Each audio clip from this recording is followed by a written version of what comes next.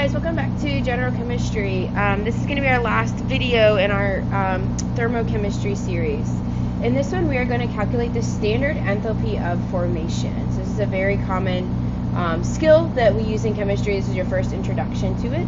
If you continue on into General Chemistry too, it's going to be a skill that you use again and again. So, standard enthalpies. Standard enthalpies are going to be enthalpies that are presented to us in a table. So they're going to be enthalpies that were experimentally determined, but when they were experimentally determined, they were determined under a certain set of rules or guidelines. And those guidelines are called standard state.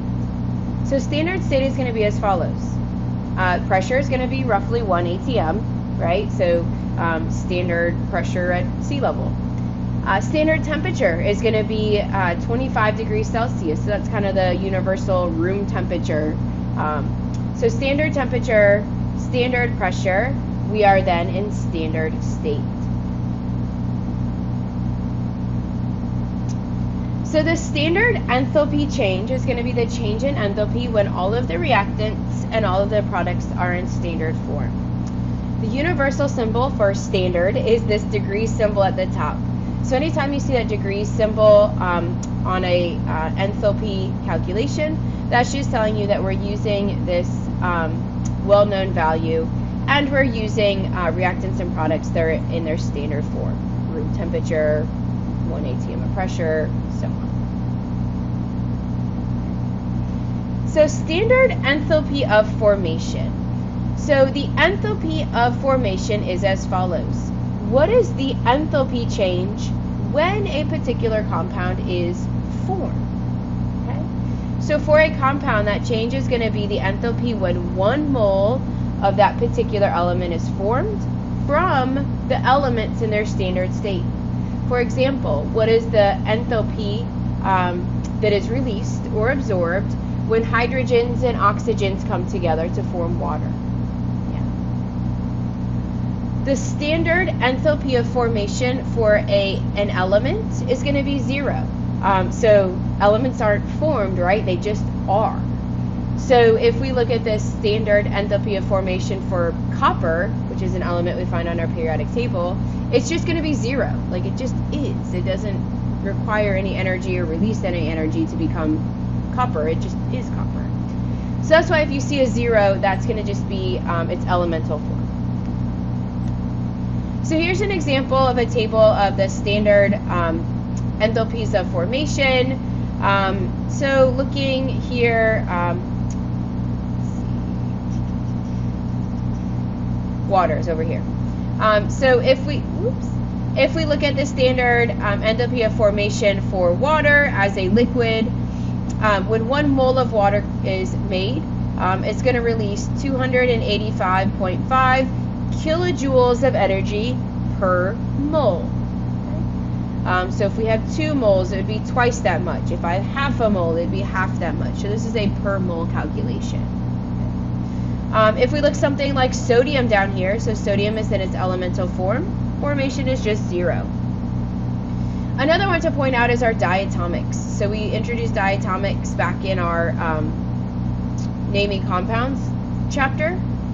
So diatomics, that is considered the elemental form. So O2 is the elemental form of oxygen, so that's why the standard enthalpy of formation is 0, because that's just how it exists as an element.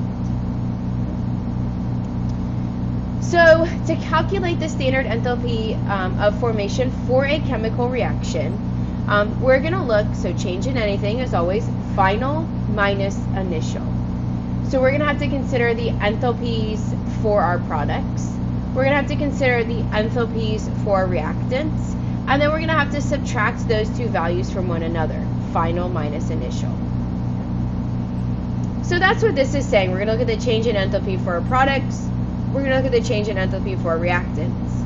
This funny E looking thing in the front is just a mathematical symbol for sum. So as we know, chemical reactions could have multiple products and multiple reactants.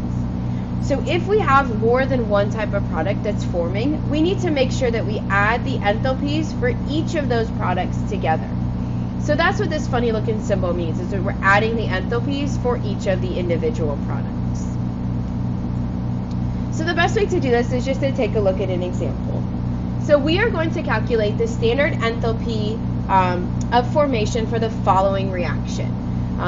So we're going to react iron oxide with carbon monoxide, and it's going to produce for us solid iron and then carbon dioxide. And here is our standard enthalpy of formation for each of the different molecules. So again, that's a value that would always be given. You're not going to have to memorize or know that. That's something that will be given to you in the problem. Okay. All right, so to determine the enthalpy for the overall reaction, I like to first determine the enthalpy change for the products.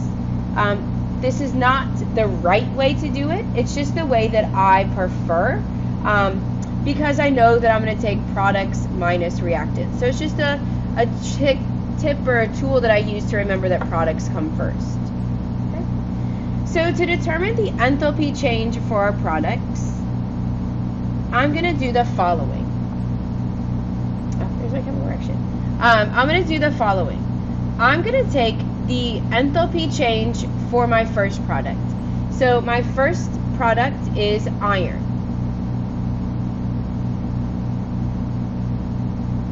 So go back and find this. My first product is iron. So the enthalpy for formation or for iron is 0, right? So kind of silly to do this step, but I'm going to do it anyway. So the enthalpy of formation for iron is 0 kilojoules per mole. And then I need to acknowledge how many moles of iron I'm making. So this coefficient tells me that I'm making 2 moles of iron. So I'm going to multiply that by 2 moles. Now I'm going to add this to my other product. That's what that summation means. So let's see what the standard enthalpy of formation for carbon dioxide is. So carbon dioxide is negative 393.5. So negative 393.5 kilojoules per mole. And then I need to acknowledge the fact that I'm making 3 moles. So by doing this, let's just look at our units real quick. We've got moles on the bottom, moles on the top, those cancel. Moles on the bottom, moles on the top, those cancel. So we're left with units of kilojoules, which is handy because we're calculating enthalpy. So the standard enthalpy for our products is going to be 0 plus, so here I'm going to take negative 393.5 times 3, and that gives me negative 1080.5 kilojoules. So the standard enthalpy change for our products is negative 1080.5 kilojoules. Now I'm going to do the same process, but now I'm going to do it for the reactants. So this is going to be my enthalpy change for my reactants.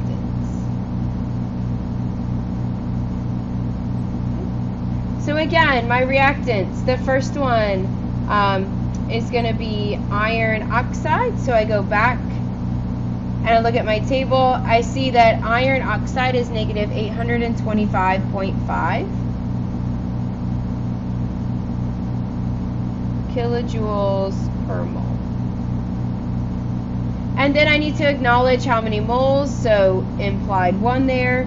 So we're just making 1 mole. And now I'm going to add that to the enthalpy of formation for carbon monoxide. So carbon monoxide is negative 110.5 kilojoules per mole. And I need to acknowledge how many moles we're making, and we're making 3 of them. So again, we can just keep an eye on our units. We got moles on the bottom, moles on the top, moles on the top, moles on the bottom, so those cancel.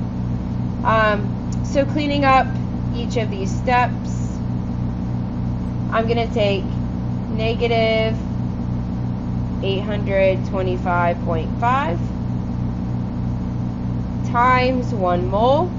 So that's going to be negative 825.5 kilojoules plus negative 110.5 times 3. So that's negative 331.5 kilojoules. So adding those together, I'm going to get my enthalpy change for my reactants. So negative 825.5 plus negative 331.5.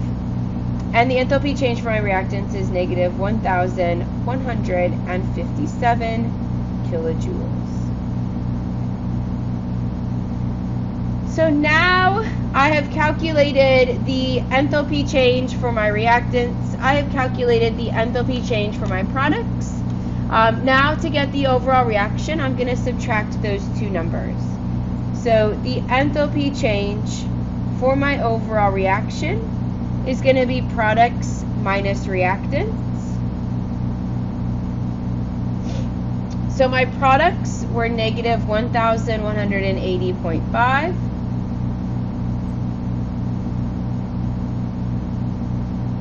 Minus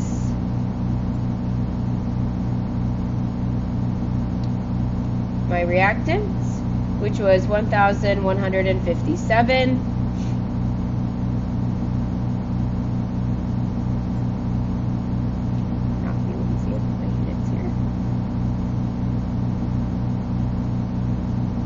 So the enthalpy change for this overall reaction is going to be negative 1,180.5 minus negative 1,157. So the enthalpy change for this reaction is negative 23.5 kilojoules. So to summarize this problem, you're going to determine the enthalpy change for the products. So summing together all of the products. You're going to find the enthalpy change for the reactants, so summing together all of the reactants.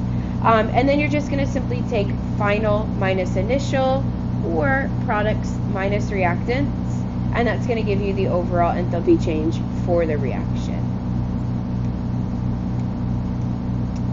So that is the end of this material if you're in my course. Here's just kind of a list of all the things that we've learned from Chapter 9, so a nice little checklist as you're going back to study. So that's the end of the lecture videos. I hope you guys found this helpful.